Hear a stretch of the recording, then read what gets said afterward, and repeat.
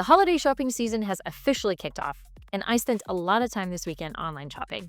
It reminded me of how invasive and poorly targeted digital ads can be. And it's not just my experience. Ad Age did a study that showed 40% of people who were targeted with home ads are actually renters, and 67% targeted as parents don't even have kids. It just shows that online ad personalization is not working. In contrast, my experience using ChatGPT for research was amazing. The recommendations were highly targeted, but it wasn't creepy, and it felt like the first time that digital personalization actually worked the way it's supposed to work. LLMs are pushing us into something that is so much closer to true personalization, and the implication for marketers are enormous. Christian Ward is here today to help me unpack that on the Visibility Brief.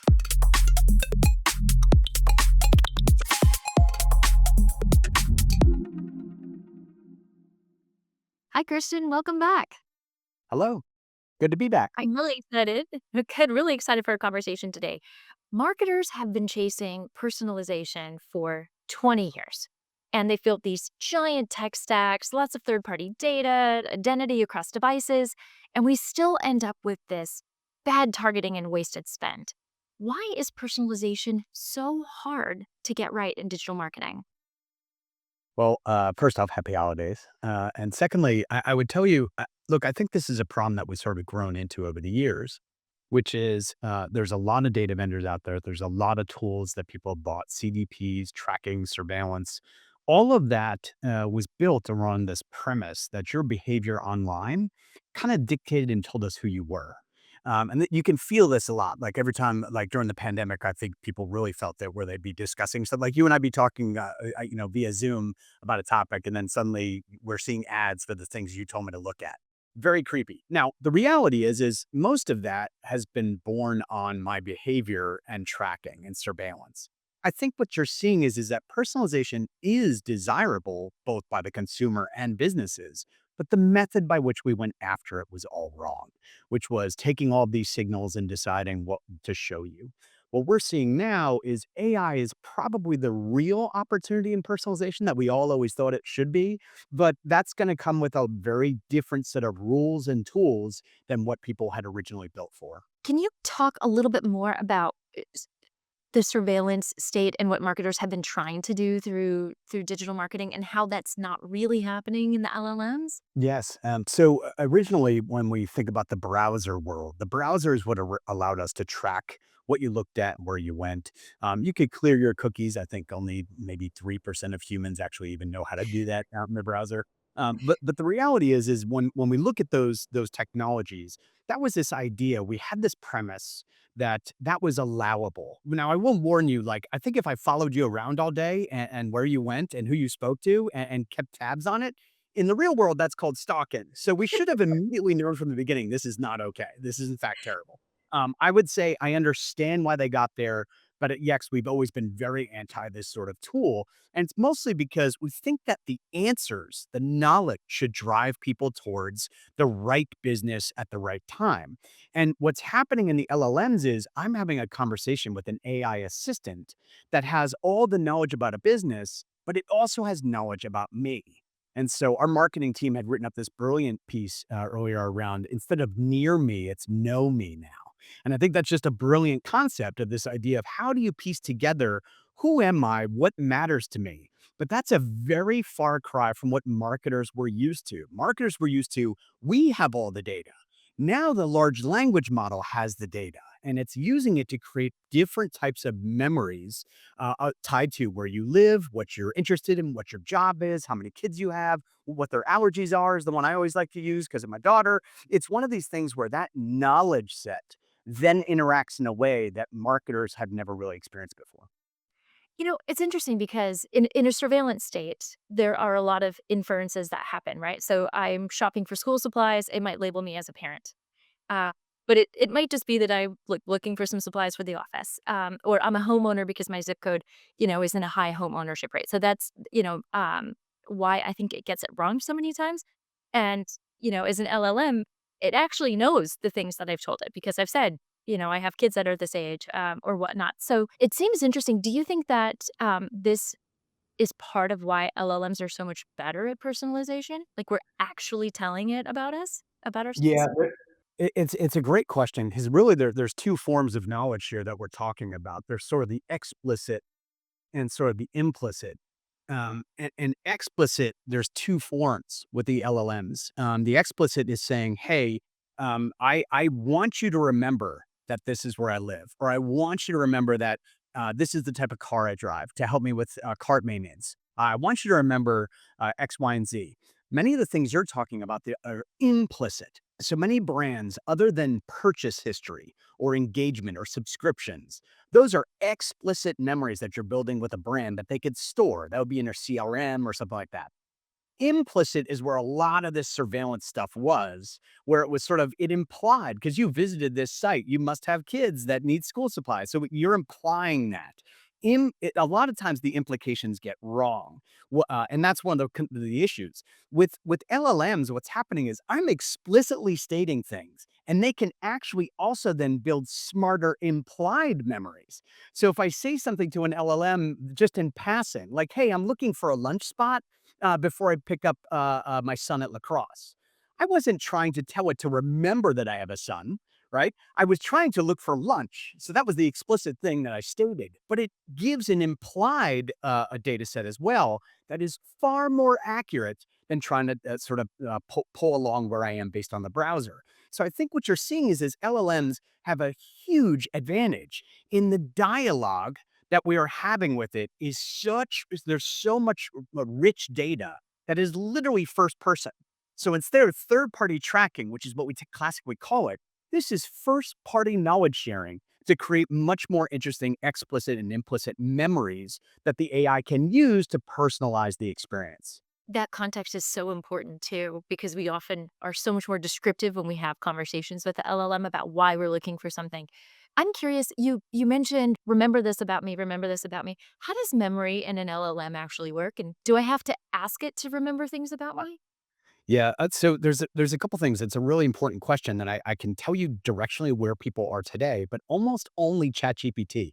So Gemini, we absolutely knows has memory. We know Claude has memory. We know Perplexity has memory. They do not explicitly show it to you in an action point. Claude is starting to now. Inside of projects, you can see some of it. But what you're going to see, I think, is they're going to reveal more of this. So rather than guessing, there are ways to force it through an explicit statement to say, "I want you to remember that my oldest has a tree nut allergy." Now it knows that. And you'll see a little flag in ChatGPT, which you don't see in the other models. I hope they adopt this that says, "Hey, I updated my memory. I'm going to remember that." So you know it took. But the other side is there's this level of memory around every dialogue you've ever had with it. So you could also prompt it to say, "Do you remember when I talked to you about getting a new dog for the holiday, like for the family 6 months ago? Can we go back and revisit that?" That's another type of memory. That's actually wrote like the little recall of everything you've ever said to it. I think memory is going to evolve a lot. In fact, Sam Altman said on stage probably maybe 6 months ago, right after ChatGPT 5 came out, he said, "Look, ChatGPT 6 is all about memory." So this is where we're going to see this leap. I think what a lot of people have seen in the foundational models getting better and better and better, that's just normal improvement in the foundation of how the model works. But once you add memory and you really get it working to where people both understand what it's doing, are comfortable with what it's doing, and realize the outcomes are better with what it's doing, you're going to see this become just normal operating for everyone when they're searching, which is it's going to be a little bit of mixture of how it uses memory, how I tell it what to remember, and my comfort level. I'm going to get much better results in my searches. Interesting. So will you and I see different results for the same search? Yes. Today, we could say probably we already do to some extent, obviously, location being the most important thing that drives a lot of those results. But yes, there was always sort of this rank brain idea. But it's real important to remember with search. Search is really around showing you a ton of results and then ranking. So the ranking was always determined. That's always say deterministic by Google. They could change the ranks, all that sort of thing. So the idea of you and I seeing the same ranked things is highly unlikely. in LLMs and AI. We might see over a period of time, probabilistically, we might see similar things, but rank is going to be to us a completely personal experience. So we all talk about search fragmentation, where people are searching in these places in different areas. We haven't really dove into ranking fragmentation, which is absolutely going to be driven by AI. That's why I think we call it visibility. I know a lot of other people call it visibility. I think we have to start looking at what is your relative visibility across both Rebecca's view and my view over time in certain geographies on certain topics. And that's going to be much more helpful to brands to focus on than running a query and saying, oh, we were mentioned first. I'm like, that's not really how this works. That might work there. But remember, the AI already knows you work for that brand and they might want to just make you happy. We know the AI is a little sycophantic. So we know there's elements here in its memory that maybe aren't giving you the right signals. You need a much broader understanding of how those rankings operate. The implications for marketing analytics are huge. I mean, it's so Yeah. disruptive to how we measure success and even report up on what's working. It's really interesting. Earlier, you mentioned this concept of near me, and personalization really came down to like the number one thing was location. It's simple, it's reliable. Near me was really important. You mentioned the shift towards know me. Um, what implication do you think that has for marketers? First off, I think it's going to be a little bit of an uncomfortable time because marketers, and I know Mike Walrath talks about this a lot, marketers tend to want to control the message. And really, what's happening now is you're providing the knowledge to the AI and it controls the message. It's going to rewrite your information. And one of the most important things to think about today is how can you control it? What level can you control that?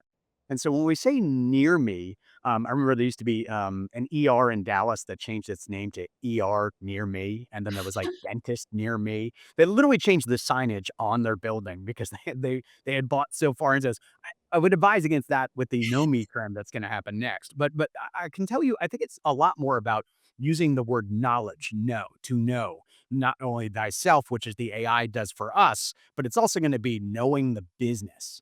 And so making sure as many facts are woven into the most cited places with AI is critical. And so we had done that study a month ago on 9.6 million citations. What we found is the number one cited thing for both branded and unbranded queries by three different AI models globally was the first party website. So your pages should have as much knowledge on them as possible in sort of that localized format.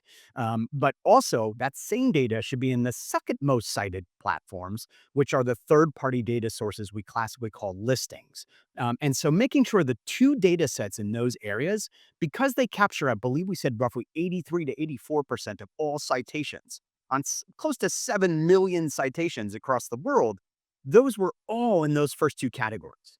So for marketers, you have to get comfortable with this idea that if the AI knows my insurance, it's going to completely ignore every other dentist, doctor, ER, or child surgery center if that insurance is not listed on that page to let me know. It's gonna unrank people that don't have that.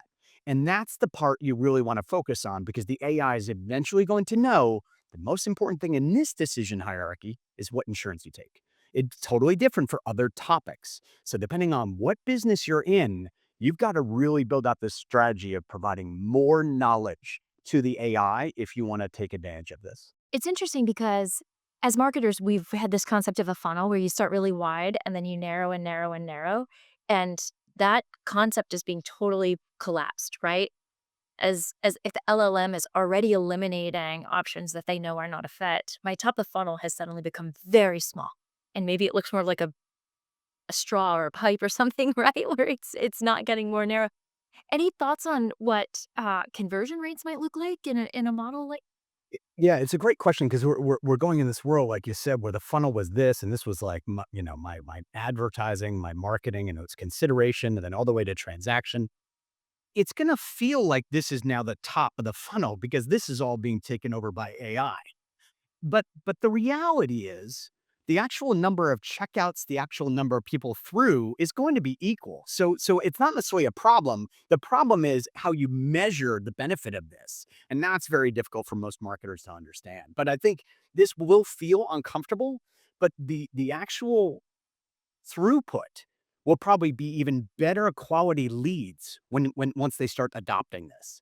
And you're seeing that today. I saw there was an article earlier on how many billions of dollars went through with AI, but that's we're going to see. I don't think it's so much about the number of people buying through ChatGPT. It's about the behavioral change of going through ChatGPT or Gemini. And so that's the thing marketers should be focused on is the behavior is changing at such an incredible rate. The dollars will follow, but the behavior is already changing. We can see that in early sort of returns from Black Friday.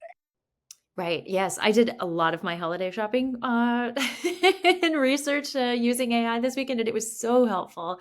And yeah, I did convert much, much faster. I was like, okay, I'm confident. It's done the research for me. It feels great. Well, maybe next time let's dive deeper into some of the analytics components and the other things that are changing. That's a wrap this week for the visibility brief. Thank you so much, Christian, and I hope you have a wonderful holiday. You as well, Rebecca. Thank you. Thanks.